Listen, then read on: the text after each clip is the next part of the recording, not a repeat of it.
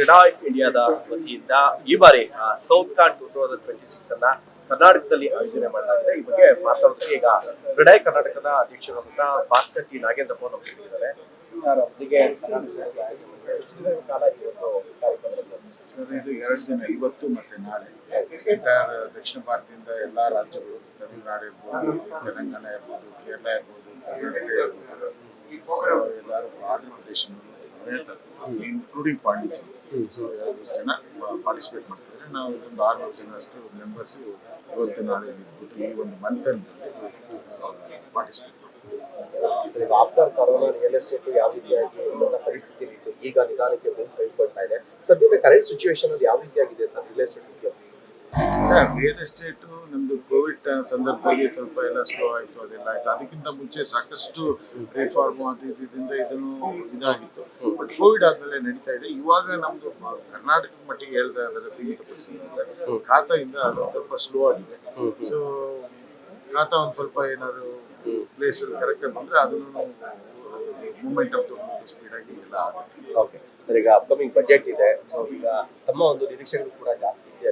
Real estate ಕೂಡ ಒಂದು ಪ್ರಮುಖ ತಮಗಾಗಿ ಅಥವಾ ಸರ್ಕಾರಕ್ಕಾಗಲಿ ಜನರಿಗಾಗಲಿ ಒಂದು ಆದಾಯದ ವಿಚಾರದೊಳಗಡೆ ಸರ್ಕಾರಕ್ಕೂ ಕೂಡ ಒಂದು ಪ್ರಮುಖವಾದಂತಹ ವಿಚಾರ. ಸೊ ಈ ನಿಟ್ಟಿನೊಳಗಡೆ ಬಜೆಟ್ ಒಳಗಡೆ ತಮ್ಮ ನಿರೀಕ್ಷೆಗಳೇನಿರುತ್ತೆ ತಮ್ಮ ಉದ್ಯಮದ ಕಡೆ?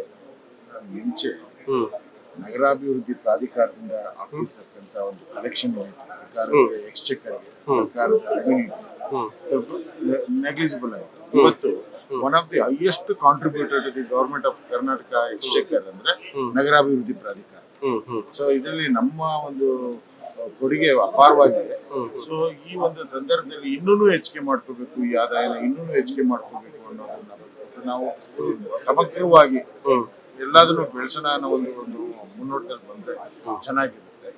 ಸೊ ಇವತ್ತು ನಾನು ನೀವೇ ಆಗಲೇ ಹೇಳ್ದಂಗೆ ನಮ್ಗೆ time and ಫೀಸಸ್ and stamp duty ಇರ್ಲಿ, ಅದು ನಾವು ಇದನ್ನ ಕೇಳ್ತಾನೆ ಇದೀವಿ.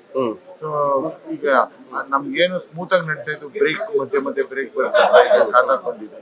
ಸೊ ಅದೇ ರೀತಿ ಅದು ಅಂಥದ್ದು ಏನು ಸರ್ಪ್ರೈಸ್ ಎಲಿಮೆಂಟ್ ಇರ್ಲಿಲ್ಲ ಅಂದ್ರೆ ಎಲ್ಲ ಸರಿ ಆಗುತ್ತೆ.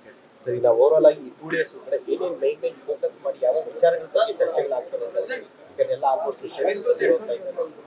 ನಾನು ನಿಮ್ಗೆ ಅವಾಗ ಹೇಳ್ದಾಗೆ ಅದರಲ್ಲಿ ನಮ್ದು 2 ವಿಚಾರ ನಾವು ಫೋಕಸ್ ಮಾಡ್ತಾ ಇದ್ದೀವಿ. ಒಂದು ಸ್ಕೇಲ್ ಅಪ್, ನಮ್ಮ ಒಂದು ಸೈಜ್ ನ ಹೆಚ್ಚಿಗೆ ಮಾಡ್ತಾ ಇದ್ದೀವಿ ನಮ್ಮ ಫುಟ್‌ಪ್ರಿಂಟ್. ಇನ್ನೊಂದು ಸ್ಕಿಲ್ ಅಪ್. ಸೊ ಡೆವಲಪರ್ ಯಾರು ಬಂದಿದ್ದಾರೆ, ಯಾವ್ಯಾವ ರೀತಿ ಬದಲಾವಣೆಗಳಾಗ್ತಿದೆ, ಯಾವ ರೀತಿ ನಾವು ಇದನ್ನ ತಗೋಬೇಕು, ಯಾವ ರೀತಿ ಹೊಸ ಕೆಲಸಗಳನ್ನ ಮಾಡಬೇಕು. ಸೊ ನಮ್ಮಲ್ಲಿ ನಾವು ಏನೇನು ಅಳವಡಿಸ್ಕೊಳ್ತಕ್ಕಂಥದ್ದಿದೆ, ನಾವು ಏನೇನು ಕಲಿತಕ್ಕಂಥದ್ದಿದೆ, ಅದ್ರ ಬಗ್ಗೆ ವಿಮರ್ಶೆ ಮಾಡ್ತೀವಿ. ಸರ್, ಕೊನೆಯದಾಗಿ ಈಗ ನಾವು ನೋಡಿರ್ಬೋದು, ಈಗ ಈ ರೆವಿನ್ಯೂ ಲೇಔಟ್ಗಳೇನಿದೆ, ರೆವಿನ್ಯೂ ಲೇಔಟ್ಗಳನ್ನ ಮಾಡ್ತಾರೆ, ಅದು ಅಧಿಕಾರಿಗಳಿಗೂ ಸರ್ಕಾರಕ್ಕೂ ಗೊತ್ತಿರುತ್ತೆ. ಅದಾದ್ಮೇಲೆ ಜನರು ಕೂಡ ಮೋಸ ಹೋಗ್ತಾರೆ. ಅದಾದ್ಮೇಲೆ ಒಂದು ಆ ರೆವಿನ್ಯೂ ಲೇಔಟ್ ಮಾಡೋದ್ರಿಗೆ ಒಂದು ಕಾನ್ಫಿಡೆನ್ಸ್ ಇದೆ, ಏನಂದ್ರೆ ಸರ್ಕಾರ ಮುಂದೆ ಇದನ್ನ ಲೀಗಲ್ ಮಾಡುತ್ತೆ, ಡಿ ಖಾತಾ ಇರೋನ್ನ ಎ ಖಾತಾ ಮಾಡುತ್ತೆ, ಈ ಖಾತಾ ಮಾಡುತ್ತೆ. ಇದರಿಂದಾಗಿ ಸರ್ಕಾರಕ್ಕೂ ಸಮಸ್ಯೆಗಳಿದೆ, ಜನರಿಗೂ ಸಮಸ್ಯೆ ಇದೆ. ಜೆನ್ಯೂನ್ ಡೆವಲಪರ್ಸ್ ಯಾರಿದ್ದಾರೆ ಅವ್ರಿಗೂ ಕೂಡ ಸಮಸ್ಯೆ. ಅಂತವ್ರಿಗೆ ಏನ್ ಹೇಳಕ್ ಇಷ್ಟ? ಸರ್, ಏನಿಲ್ಲ ಸರ್, ನಾನು ಗ್ರಾಹಕರಲ್ಲಿ ಒಂದೇ ಒಂದು ಮನೆ, ನೀವು ಯಾವುದೇ ಆಸ್ತಿ ತಗೊಳ್ಳಿ, ನಾವು ಆಕ್ಚುಲಿ ನೀವು ಒಂದು ಯಾರು ಬಂದ್ಬಿಟ್ಟು ನಿಮ್ಗೆ ಒಂದು ವಿಚಾರ ಅಂದ್ರೆ, ನಿಮಗೆ ಮಾರ್ಕೆಟ್ ಅಲ್ಲಿ ಇದು 10 ರೂಪಾಯಿ ಅಂತ ಬೆಲೆ ಕೊಟ್ಟು ಅದನ್ನ ಬಂದ್ಬಿಟ್ಟು ನಿಮ್ಗೆ 9 ರೂಪಾಯಿ ಕೊಡ್ತೀನಿ, 8 ರೂಪಾಯಿ ಕೊಡ್ತೀನಿ ಅಂತಂದ್ರೆ ನೀವು ಅದನ್ನ ತಗೊಳಕ್ ಹೋದ್ರೆ ಅದು ತಪ್ಪಾಗುತ್ತೆ. ನೀವು ರೇರಾ ರಿಜಿಸ್ಟರ್ ಆಗಿರ್ಬೇಕು ಪ್ರಾಜೆಕ್ಟ್. ನೀವು ರೇರಾ ಇಲ್ದೇನೆ ಹೋಗ್ಬಿಟ್ಟು ತಗೊಂಡ್ಬಿಟ್ಟು ಆಮೇಲೆ ಕಂಪ್ಲೇಂಟ್ ಮಾಡ್ತಾ ಇದ್ರೆ, ನೀವು ಗೊತ್ತಿದ್ದು ಹೋಗ್ಬಿಟ್ಟು ಇದು ಮಾಡಿದ್ರೆ, ಇವತ್ತು ಅದಾದ್ಮೇಲೆ ಏಕನಿವೇಶನ ಮಂಜೂರಾತಿನೂ ತಗೊಂಡ್ಬಂದಿದ್ದಾರೆ. ಸೊ ಅರ್ಬನ್ ಡೆವಲಪ್ಮೆಂಟ್ ಅಪ್ರೂವಲ್ ಇಲ್ದೇನೆ ನೀವು ಯಾವುದೇ ತಗೊಳೋದಕ್ಕೂ ಬಹಳ ಕಷ್ಟ, ಇದು ಆಗೋದು ಇಲ್ಲ. ಸೊ ಎಲ್ಲ ಅನುಮೋದನೆಗಳು ಇರ್ತಕ್ಕಂತ ಒಂದು ಪ್ರಾಜೆಕ್ಟ್, ರೇರಾದಲ್ಲಿ ರಿಜಿಸ್ಟರ್ ಆಗಿರೋ ಪ್ರಾಜೆಕ್ಟ್, ಅಂತ ಪ್ರಾಜೆಕ್ಟ್ಗಳಲ್ಲೇ ನೀವು ನಿಮ್ಮ ಒಂದು ಖರೀದಿನ ಇದರಲ್ಲಿ ಮಾಡಿ. ಒಂದನ್ನು ಮಾತ್ರ ನೆನ್ಪಿಟ್ಕೊಳ್ಳಿ, ನಾವು ಇಸ್ಕೋತಾ ಇರೋದು ಡಿಪ್ರಿಶಿಯೇಟಿಂಗ್ ಕರೆನ್ಸಿ, ನೀವು ತಗೋತಾ ಇರೋದು ಅಪ್ರಿಶಿಯೇಟಿಂಗ್ ಅಸೆಟ್. ನೀವು ಅಪ್ರಿಶಿಯೇಟಿಂಗ್ ಅಸೆಟ್ ಅನ್ನು ಏನೋ ಒಂದು ಕಡಿಮೆ ಇದಕ್ಕೆ ಹೋಗ್ಬಿಟ್ಟು ಯಾವುದೋ ಒಂದು ನಿಯಮಕ್ಕೆ ಇಲ್ಲದೆ ಇರ್ತಕ್ಕಂಥ ಆಸ್ತಿ ತಗೊಂಡ್ಬಿಟ್ಟು ನಿಮ್ಮ ಬರ್ತಕ್ಕಂಥ ಪೀಳಿಗೆಗೆ ಅದನ್ನ ಕೊಟ್ಟೋಗ್ತೀನಿ ಅಂತ ಅನ್ಕೋಬೇಡಿ. ಒಳ್ಳೆಯದನ್ನ ಗಿಫ್ಟ್ ಮಾಡ್ಬಿಟ್ಟು ಕೊಟ್ಟು. Thank you so much.